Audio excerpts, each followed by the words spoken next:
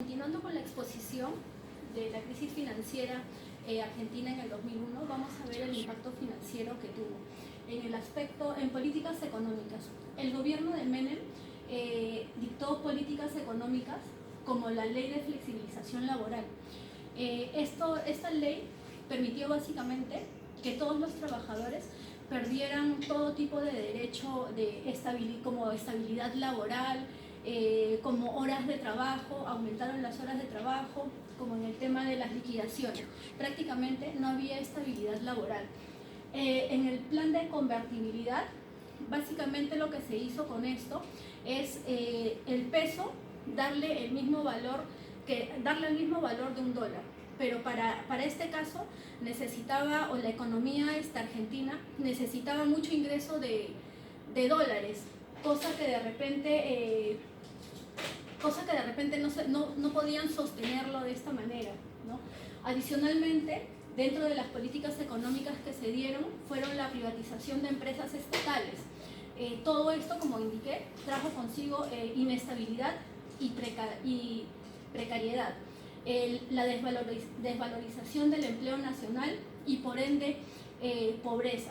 En el gobierno de la Rúa se profundizó las políticas neoliberales anteriores y un contexto de alta tasa de desempleo y pobreza. Se implementó el déficit cero, que prácticamente era la reducción de todos los gastos, del gobierno. Fue el corralito. ¿Qué fue el corralito? Las empresas, el gobierno indicó que se tenía que sacar semanal a toda aquella persona que tenía dinero en las entidades financieras, podían retirar como máximo $250. Es decir, el gobierno estaba limitando que los argentinos pudieran disponer del dinero que ellos tenían en los bancos. Con todo esto se da una cadena de problemas económicos y sociales. Bueno, como lo indiqué, ¿no? El corralito era una nueva política económica que introdujo restricciones de depósitos bancarios. En un principio la medida dictaba que el ahorrista podía retirar 250 pesos cada semana y que la medida duraría aproximadamente 3 meses. ¿Esto para qué? Para que no se fuera, para que el gobierno no perdiera todos esos fondos que tenía. Adicionalmente a esto, muchos inversionistas empezaron a sacar su dinero a otros países. Esto se da una corrida. Por eso se entiende que era una corrida de todos los depósitos que podía tener el gobierno y por ende la economía estaba desestabilizada. Ahí tenemos también en la PPT del diario El País de Argentina, en el cual daban las noticias de esta manera, ¿no?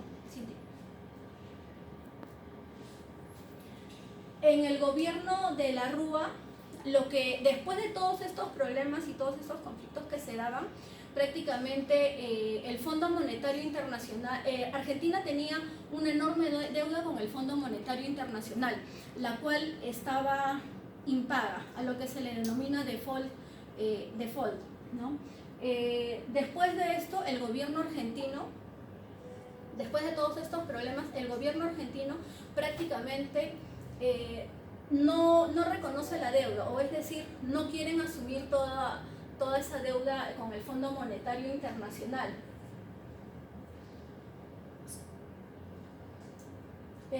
Los bonos del gobierno lograban colocarse solo a tasas muy elevadas o directamente no encontraban compradores, mientras que los ahorristas institucionales o individuales argentinos o extranjeros amenazaron con retirar sus depósitos del sistema bancario, temerosos de una caída del sistema financiero, de una apropiación de los depósitos por parte del Estado y una devaluación de la moneda. Los inversores comenzaron en algún momento del 2001 a liquidar sus tenencias de bonos, pesos y otros activos riesgosos, convirtiéndolos en dólares y sacándolos del sistema financiero del país. Podemos apreciar también diferentes imágenes de aquella época.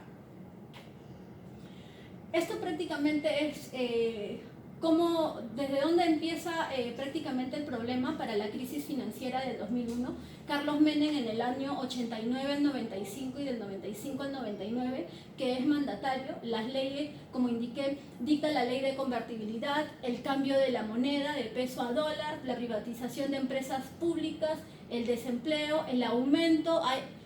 Básicamente en este gobierno va aumentando la deuda externa y lo que indicaba en un peso es igual a $1. La pobreza se va incrementando.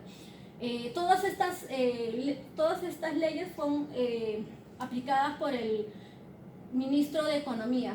Del año 99 al 2001, Fernando de la Rúa, su propósito era disminuir la pobreza, el desempleo, la deuda externa, y en base a diferentes estrategias, las cuales mejor dicho, no logra todo esto y se da la segunda hiperinflación, la crisis económica y financiera y política, el corralito, lo que les indiqué hace un momento. Después, el 19 y 20 de diciembre del 2001, prácticamente ya es el estallido con protestas que ocasionan la renuncia del presidente y del ministro de Economía. Después de la renuncia, Fernando de la Rúa, en una semana, después de la renuncia de Fernando de la Rúa, Argentina prácticamente tiene cinco presidentes. Finalmente le ceden el poder a Duhalde, quien pone fin a la ley de convertibilidad, que prácticamente estaba haciendo mucho daño a la economía argentina. Eso sería todo. Gracias.